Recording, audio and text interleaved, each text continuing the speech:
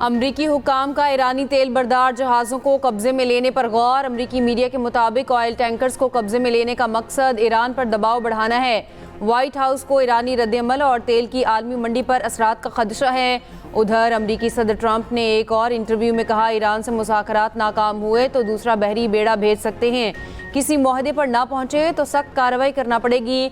Netanyahu भी Iran के साथ एक मुआहदा चाहते हैं। तर्जुमान व्हाइट हाउस के मुताबिक सदर ट्रंप आज इजरायली वज़ीर आज़म से मुलाकात करेंगे।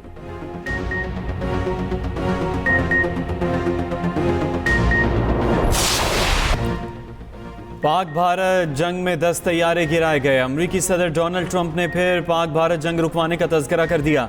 अमरीकी मीडिया को इंटरव्यू में ट्रंप ने कहा, पाकिस्तानी वज़ीर आज़म ने कहा, ट्रंप ने लाखों जानें बचाई, सूरत हाल एटमी जंग की तरफ बढ़ रही थी।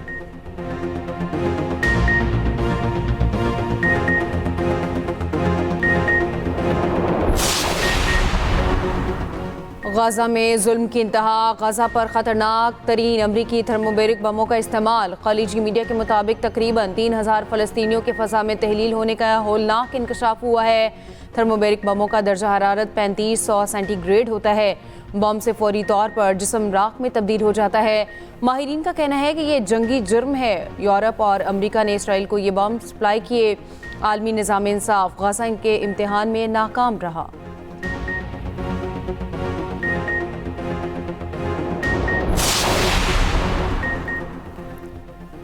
बांग्लादेश में कल तारीख साज़ आम इंतखाबात होंगे, तैयारियां मुकम्मल। भारत की बांग्लादेश के इंतखाबात में गैर मामूली दिलचस्पी। इंतखाबात में 127 मिलियन वोटर्स अपना हक राय दही इस्तेमाल करेंगे। इलेक्शन में 59 रजिस्टर्ड पार्टियां, अवामी लीग की रजिस्ट्रेशन मुअत्तल, 51 पार्टियां फ़ाल, 1980 उम्मीदवार शामिल, 249 आज़ाद उम्मीदवार भी हैं। खालिदा ज़िया के बेटे की बांग्लादेश नेशनलिस्ट पार्टी का जमात इस्लामी और नेशनल सिटीज़न पार्टी की क़यादत में 11 जमाती इत्तेहाद से कड़ा इम्तिहान। जमात इस्लामी को जेनज़ी पार्टी की मुकम्मल हिमायत हासिल। हसीना वाजिद की जमात अवामी लीग को इंतखाबात में हिस्सा लेने की इजाज़त नहीं। यूरोपीय यूनियन ऑब्जर्वेशन मिशन ने बांग्लादेश में इंतखाबात को मुस्बत करार दिया। छा गया फरहान, जीत गया पाकिस्तान। T20 वर्ल्ड कप में पाकिस्तान की मुसलसल दूसरी फतह। अमेरिका को 32 रन से शिकस्त दी। साहिबजादा फरहान के 5 छक्कों 6 चौकों की मदद से 41 गेंदों पर 73 रन। शादाब खान ने 12 गेंदों पर 30 रन की तेज इनिंग्स खेली। बाबर आजम ने भी 46 रन बनाए। 190 रन के जवाब में अमेरिकी टीम 158 रन बना सकी। उस्मान तारिक 3 और शादाब ने 2 खिलाड़ियों को आउट किया। शाहीन, नवाज और इब्रार की एक एक विकेट। बेहतरीन बैटिंग पर Sahibzada Farhan man of the match करार। कौमी टीम इवेंट में तीसरा मैच 15 फरवरी को भारत के खिलाफ खेलेगी।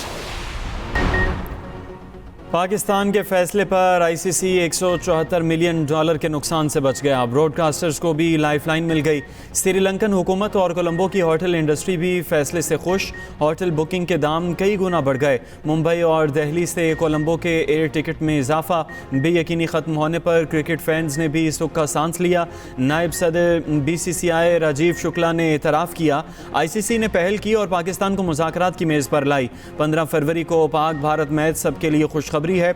मामले को अच्छा, खुशगवार और काबिल कबूल हल निकल आया। ये सब के लिए विन विन सिचुएशन है। खुशी है, मैच होगा। बांग्लादेश क्रिकेट बोर्ड भी रिलीफ मिलने पर खुश है। आईसीसी ने पाकिस्तान की तमाम शराइत मानी। बांग्लादेश क्रिकेट पर किसी किस्म की पाबंदी या जुर्माना आयद नहीं होगा। बांग्लादेश को 2028 से 2031 के दरमियान आईसीसी इवेंट की मेज़बानी मिलेगी। मालाकंड में फ़ौज की जिम्मेदारियां सूबाई हुकूमत को देने का फैसला। विफाक और खैबर पख्तूनख्वा एक पेज पर। खैबर पख्तूनख्वा में अमन व अमान से मुतालिक इजलास। वज़ीर आला KP सुहेल आफरीदी, विफाकी वज़ीर दाखिला मोहसिन नकवी, कोर कमांडर पेशावर और कौमी सलामती के मुशीर की भी शिरकत।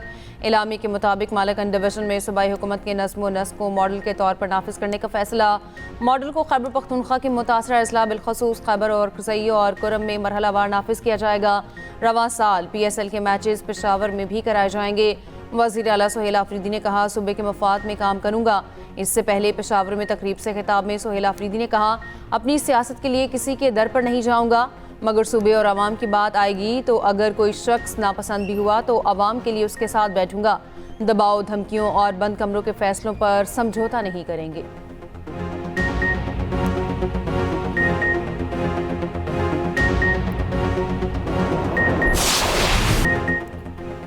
सुप्रीम कोर्ट के हुक्म पर बानी पीटीआई से उनके वकील सलमान सफदर की अडियाला जेल में 3 घंटे तवील मुलाकात। सलमान सफदर सुबह जेल में बानी की हालत पर रिपोर्ट सुप्रीम कोर्ट में जमा कराएंगे। मुलाकात के बाद मीडिया से गुफ्तगू में सलमान सफदर ने कहा, बानी पीटीआई की सेहत ठीक है, बानी पीटीआई तक मुकम्मल रसाई दी गई, रिपोर्ट सुप्रीम कोर्ट में दाखिल कराने तक मुनासिब नहीं कुछ बात करूं। सलमान सफदर को फ्रेंड्स ऑफ कोर्ट की हैसियत से बानी पीटीआई से मुलाकात की इजाज़त मिली। तोशाखाना फौजदारी केस में chief justice of Pakistan justice Yahya Afridi पर मुश्तमिल 2 रुकनी बेंच ने अडियाला जेल इंतजामिया को सलमान सफदर को बानी की बैरक तक रसाई देने का हुक्म दिया।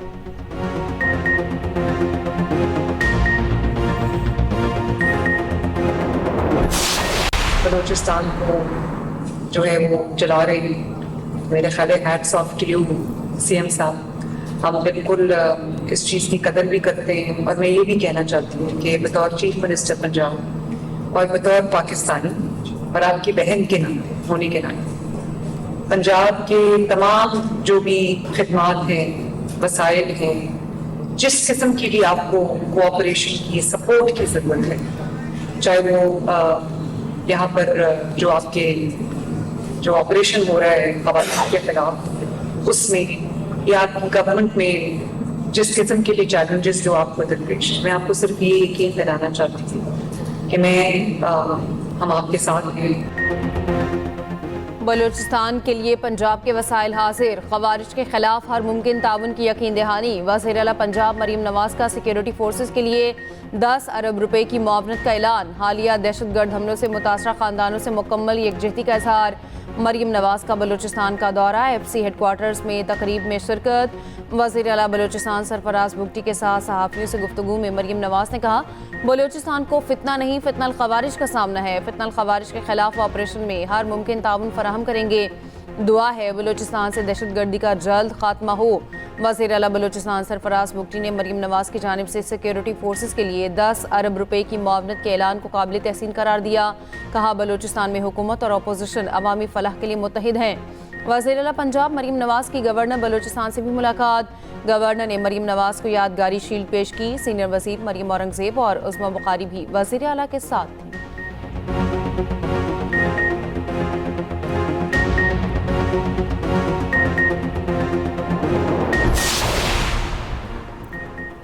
पीटीआई के सेनेटर अली जफर ने नेपरा का ऐलान बम करार दे दिया। कहा, नेपरा आवाम से बिजली 11 रुपए यूनिट्स खरीदेगी।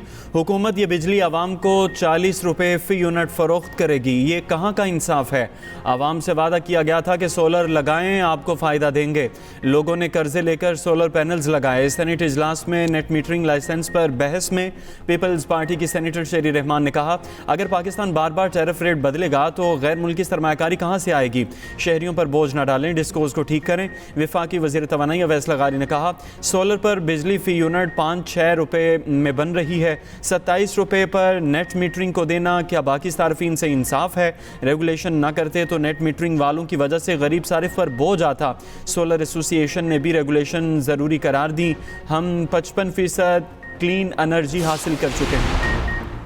नेट मीटरिंग की नई पॉलिसी पर वफाकी हुकूमत को सख्त तनकीद का सामना। हुकूमती इत्तेहादी भी चुप न रहे। नए रेगुलेशंस के मुताबिक नए सारिफ को फ़ी यूनिट कीमत 8 रुपये 13 पैसे मिलेगी। पुराने सोलर सारिफिन अपनी बिजली नेशनल ग्रिड को 25 रुपये 32 पैसे फ़ी यूनिट के पुराने रेट्स पर बेचेंगे। माहिरीन के मुताबिक नए रेगुलेशंस के बाद ऑफ ग्रिड सोलर लगाने का रुझान बढ़ जाएगा। साबिक गवर्नर सिंध मोहम्मद ज़ुबैर की हुकूमत को कड़ी तनकीद।